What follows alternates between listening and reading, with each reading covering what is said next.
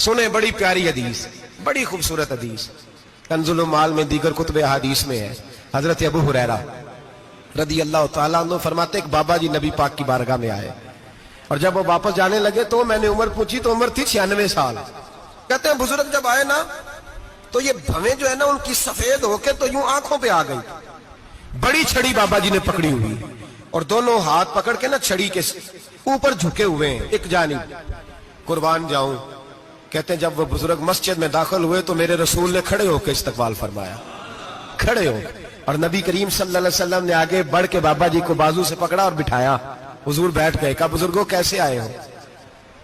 تو کہتے ہیں وہ بابا جی بات کرتے تو آنکھ کھول کے پہلے حضور کا چہرہ دیکھتے، پھر وہ بات کرتے تو ان کے لب و لہجے کے اندر بڑی پریشانی، بڑی تکلیف، بڑی مایوسی۔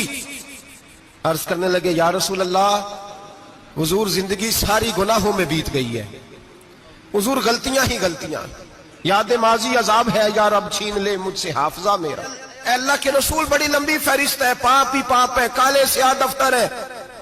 یا رسول اللہ صلی اللہ علیہ وسلم جب پلٹ کے دیکھتا ہوں حضور مجھے نیکی دکھائی نہیں دیتی۔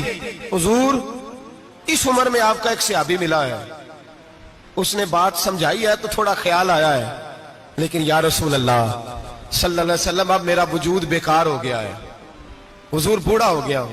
تین باتیں کہیں بزرگوں نے اور نرالی کہیں، کہنے لگے یا رسول اللہ صلی اللہ علیہ وسلم، حضور اب تو میری کمر بھی سیدھی نہیں ہوتی کہ میں نماز ہی صحیح ادا کر سکوں، بوڑھا ہو گیا ہوں۔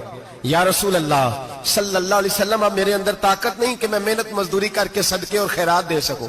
یا رسول اللہ صلی اللہ علیہ وسلم اب میں تلوار لے کے جہاد بھی نہیں کر سکتا، حضور نہ میں لمبی نمازیں پڑھ سکتا ہوں، آقا نہ میں صدقات و خیرات دے سکتا ہوں، محبوبہ نہ میں دین کے لیے کوئی جہاد کر سکتا ہوں، بیکار وجود ہے، بیکار بیکار وجود کو تو گھر والے برداشت نہیں کرتے، بچے دعا کرتے ہیں یا اللہ ابا جی کو پردہ دے دے، اماں کو پردہ دے دے، بیکار ہو گیا ہوں، اور آج آیا ہوں تو مجھ بیکار کو میرا رب قبول کر لے گا؟